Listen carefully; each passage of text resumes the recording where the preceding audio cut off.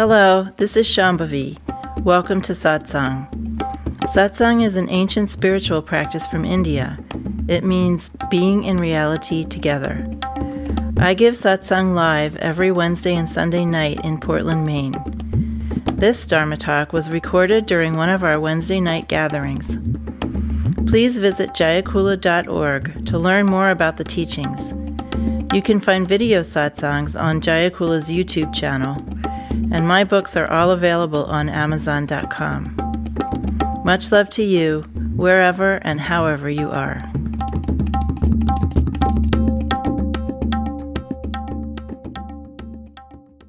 So Ma always urged everybody to keep going, to not get stuck, right? To not be satisfied with anything less than everything. She said various statements and teachings like this over and over and over again. Every tradition and every person in a tradition in general carries around some ideas that can cause you to stop and get stuck. And they may be ideas that you learned from your teachers or from your traditions. They just might be things in you that you aren't even aware of that you receive from your culture. For instance, our culture's allergy to discomfort. We have, most of us, a very strong samskara that pops up all over the place. It says, uncomfortable equals bad. Avoid, avoid, avoid. This is a huge obstacle. So some of the more lineage-based or religion-based or tradition-based ideas that cause us to get stuck and think that we have arrived somewhere are, number one, ideas about what enlightenment is. In the Eastern traditions, there are various ideas about what enlightenment looks like or feels like or smells like, and then you get taught this, and then you get stuck if you should ever come upon that state. Right. So, for instance, one of the number one concepts about enlightenment that has a lot of popular momentum in Indian traditions in particular is that being enlightened or being realized or being awakened has something to do with having no thoughts. In fact, you will read in different teachers' writings or hear in different talks that the goal is to have no thoughts. So this is an idea that most of you know who have been around with me for a while, but not everybody in here has, so I'll repeat it. The idea that something about reality would have to entirely disappear in order for us to be realized is absolutely counter to this tradition. Because all of reality, according to this tradition, is already made of enlightened essence nature. So if any of it had to be renounced or excluded or partitioned off or smashed or killed, like our thoughts, then that would be something that would, by definition, make our realization partial. If our realization depended on a few thoughts flitting around in our minds, that would, from the perspective of this kind of tradition, would be a very minor kind of awakening. Other kinds of ideas that you hear and that have affected people, including, I'm sure, some of the people in this room, is that the awakened state or enlightenment involves something about not having emotional reactions to things. That somehow you're never going to feel sad. You're never going to feel any of the normal human emotions that we feel. You're going to be happy all the time. Now, this is a great, great obstacle because I would say a huge percentage of students sit down to start doing spiritual practice, or maybe that even it continues for a long time into your practice, that you have this idea that you that you should feel good, that the goal of practice is to feel good all the time. And then you have this idea somewhere in you, even if it's not a big idea, but it's sort of like a little itch that you're always scratching, that if it's boring, or you feel anxious, or nothing seems to be happening, or it feels stale, or something like that, that then you have failed because you don't feel good. Or the other version of that, which is probably even more of an obstacle in this culture, which is you think you haven't accomplished anything. And you're looking for meditation practice to accomplish specific things.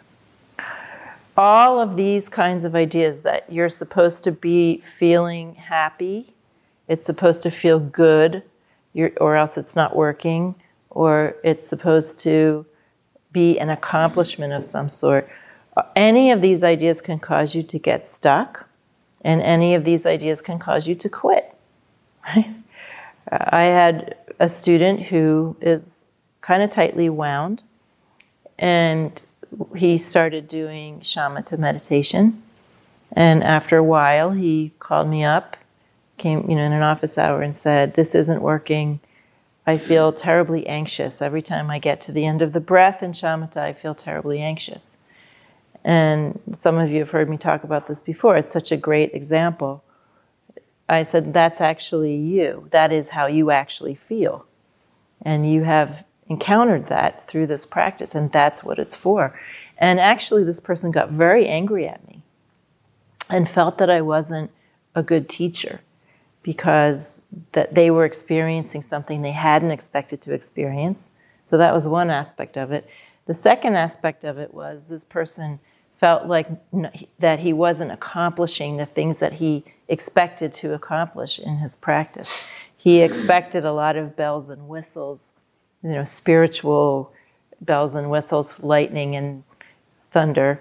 But the truth was that he was very anxious. So he wasn't really in a condition to experience those things yet. He wasn't relaxed enough.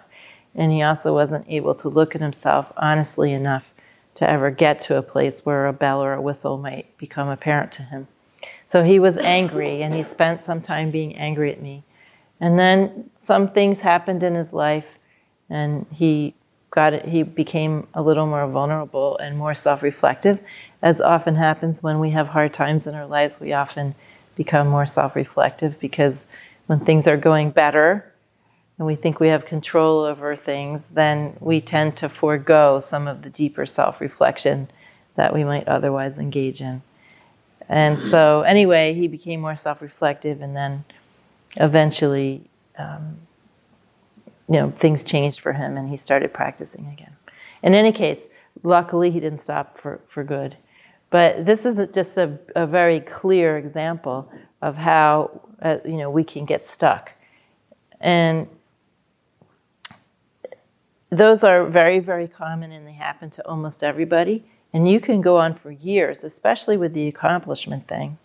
You can go on for years, either overtly or covertly seeking some particular outcome that you have in mind, some particular validation, some particular experience, or maybe you're just looking for the experience that is going to prove to you something, or make it all better, or make you the kind of practitioner that you feel you could brag about.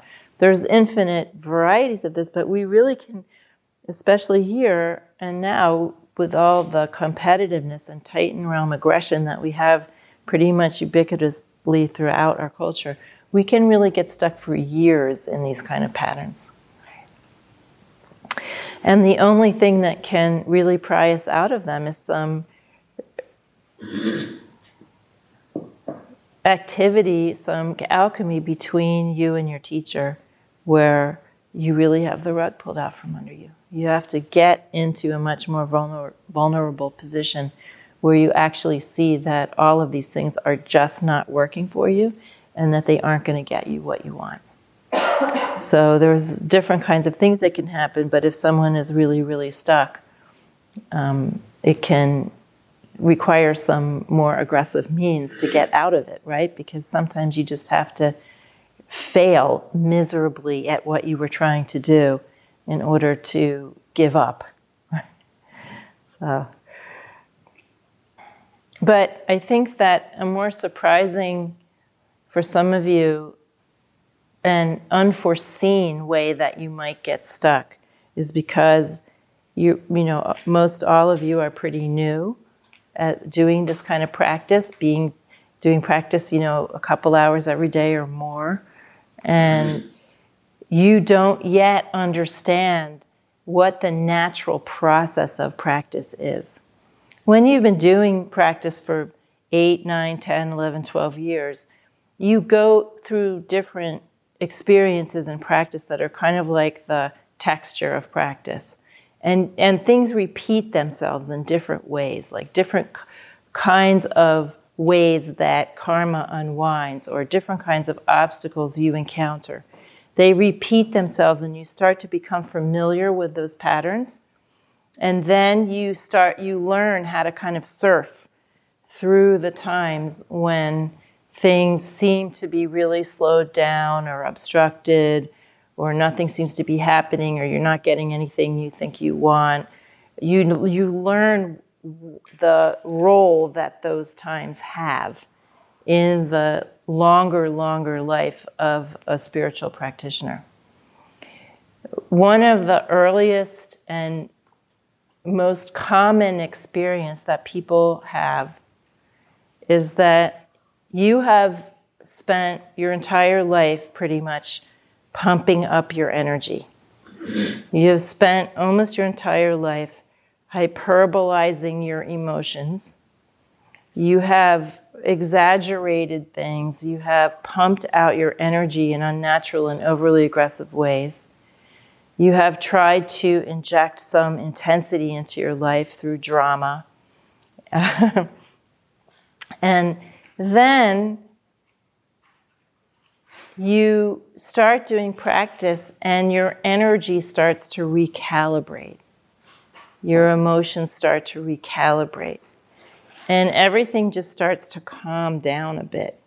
And the artificiality and contrivance of how you were conducting yourself and your false ideas about things begin to erode.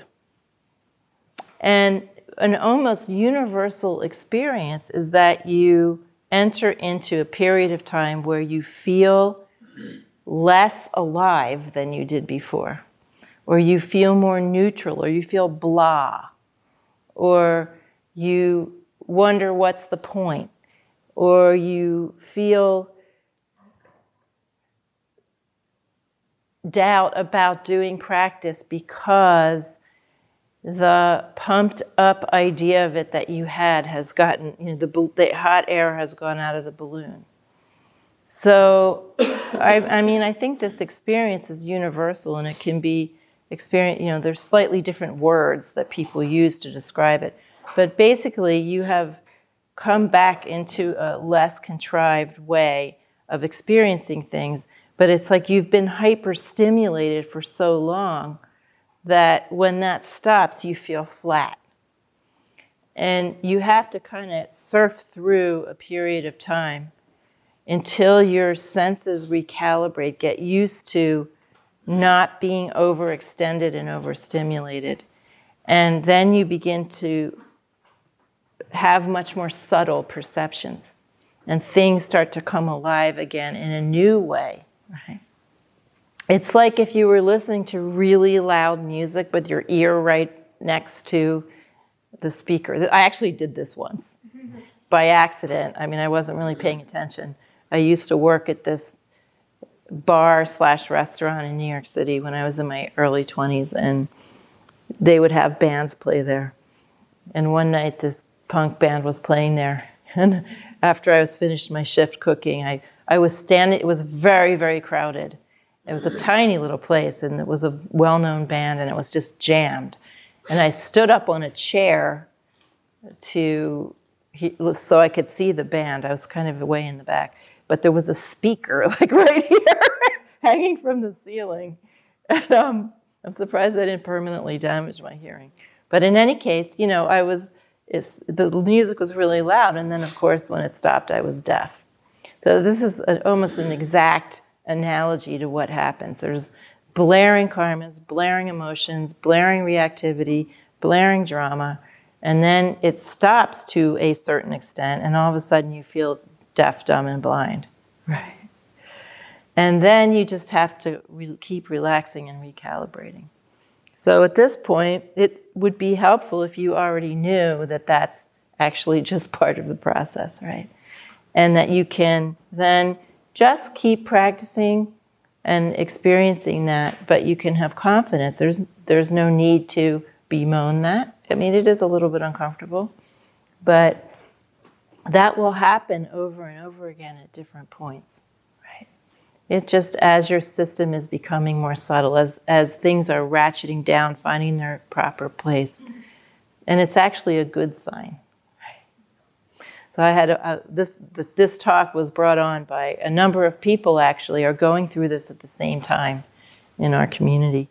And somebody wrote me an email this morning saying, I don't feel so hyped up about this, and I don't really see what the point is, and I feel like I did a lot of things in the past in terms of my practice just to get approval, and now I don't care about it, so I want to stop practicing. I was like, well, actually, this is the fruit of practice, right?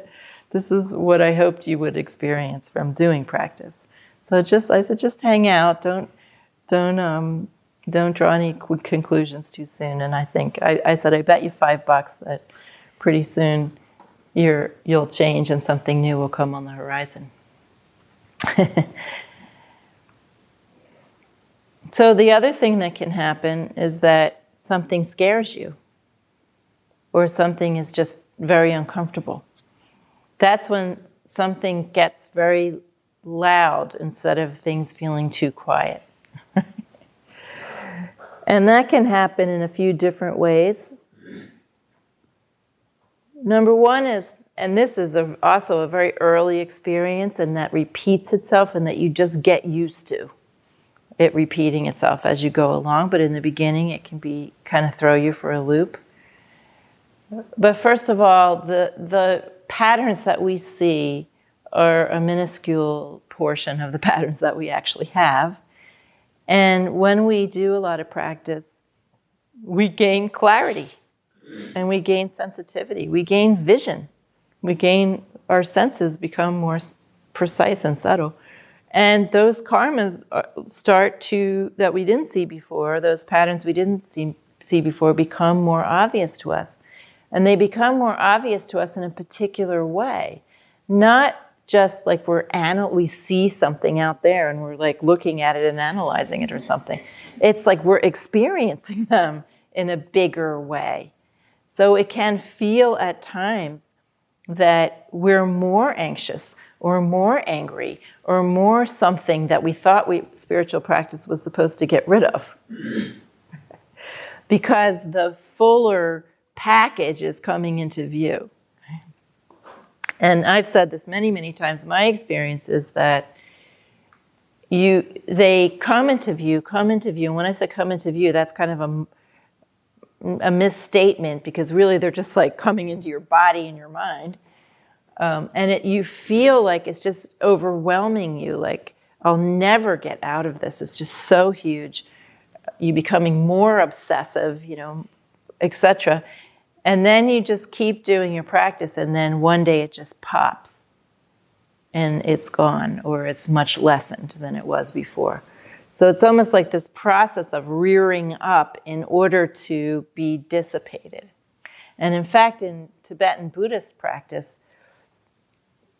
in Vajrayana and Tantric practice, one of the main practices they do with deities is to create experiences of fear and disgust and anger through visualizing very, very fierce deities and embodying them and discovering their enlightened forms through that. But basically experiencing them through the practice. It's almost like they're doing that karma-raising activity actually through their deity practice. But it happens anyway, whether you do it through deity practice or not. Yeah. The other way that things get really intense is that you just get scared. And that happens to every single person who does practice without exception. At some point, or maybe many points, you just get scared. Most of us in this country have a really seriously limited idea of what spiritual practice does. Maybe it goes as far as, I get to relax, I'm happy all the time, and P.S. I have some powers.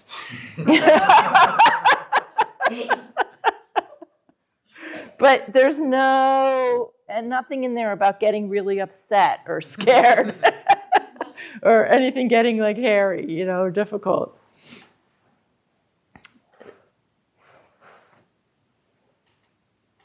The fear is really of enlightenment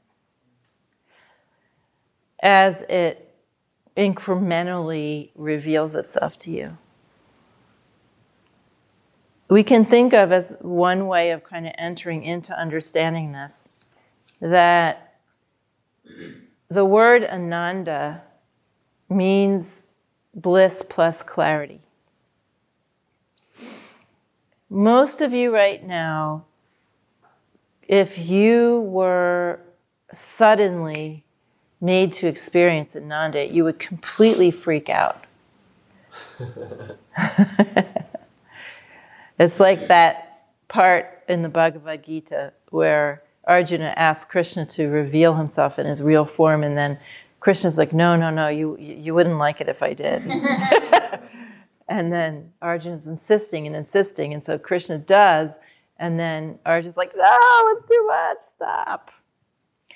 Your sensorium has to become acclimatized to that incredible amount of perception that is involved in ananda. It's like you are used to hearing some dull little tune with your senses, and then all of a sudden you're surrounded by this cosmic orchestra with blazing colors and incredibly precise notes and sensation like you have never experienced. So as that is kind of creeping in incrementally over the years of practice, at different points you experience discomfort or fear because your body is experiencing things it hasn't experienced before, and it might even be doing things it hasn't done before that you have to get used to, that you have to become acclimatized to. So I think really the fear, all the fear that's involved in spiritual practice is really fear of the goal. Paradoxically, kind of funny. Sometimes it can be pleasurable, but other times it's too much. I was talking to Sadi yesterday about some particular thing that happened to me when I was practicing that was so overpowering.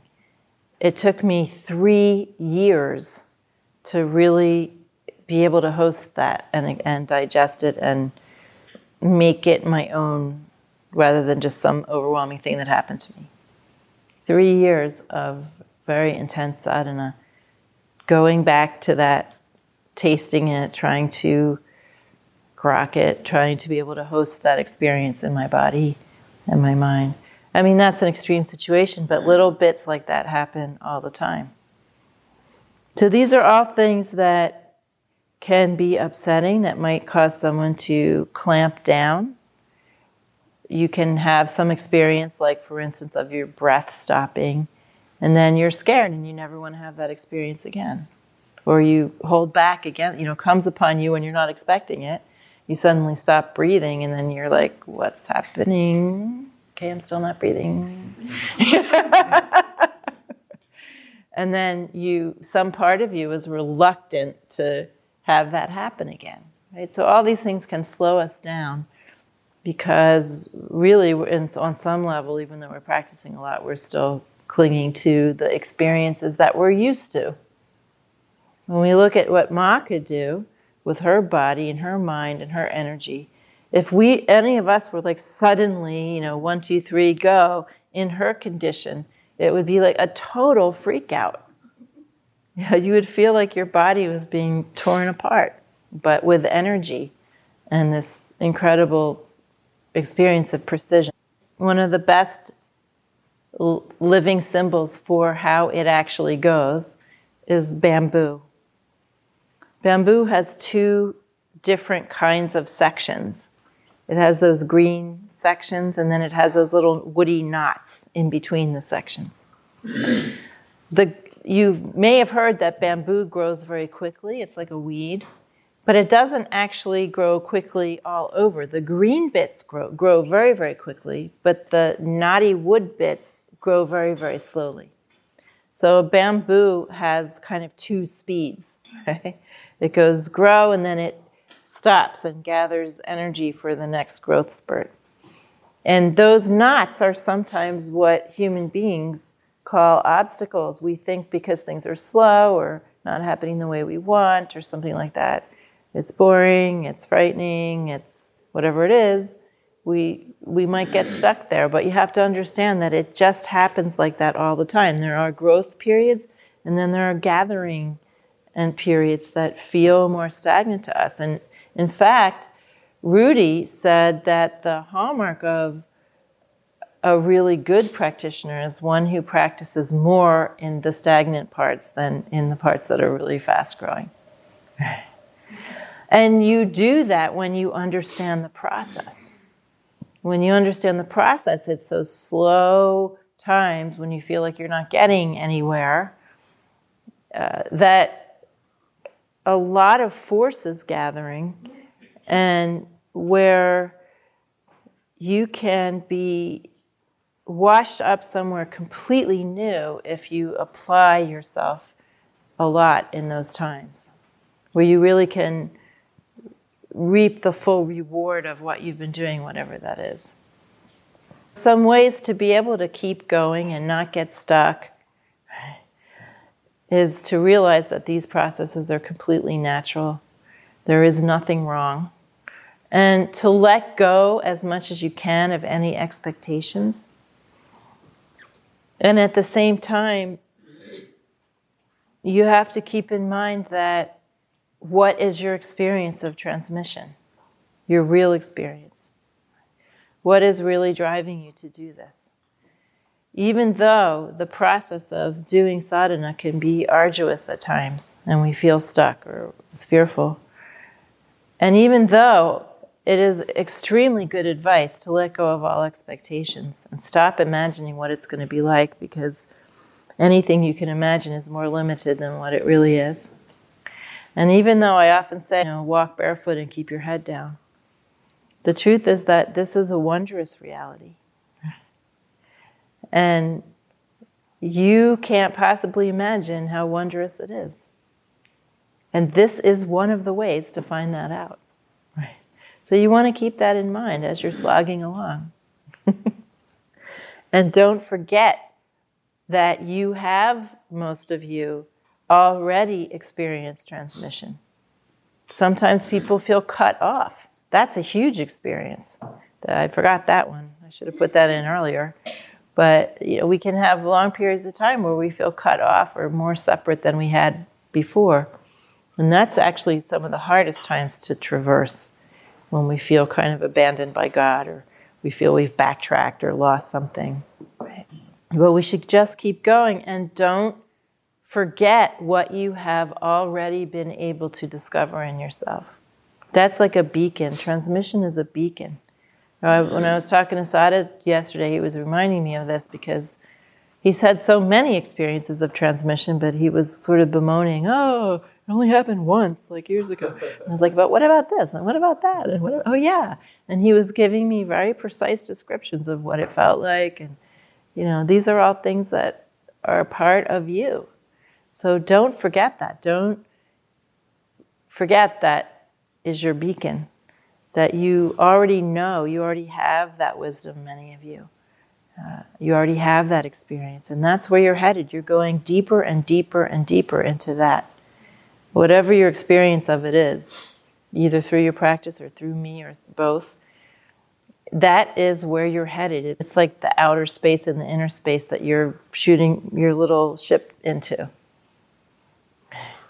You have some rather pale experience of it right now, most of you, but it's just going to get deeper and deeper and richer and richer and richer.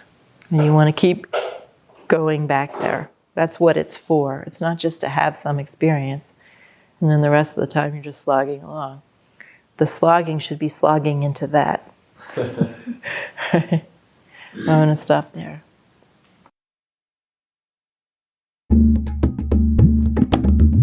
Jayakula is a nonprofit community offering opportunities to learn and practice in the direct realization traditions of Trika Shaivism and Dzogchen. We are based in Portland, Maine and Portland, Oregon. Visit jayakula.org to explore more of our offerings.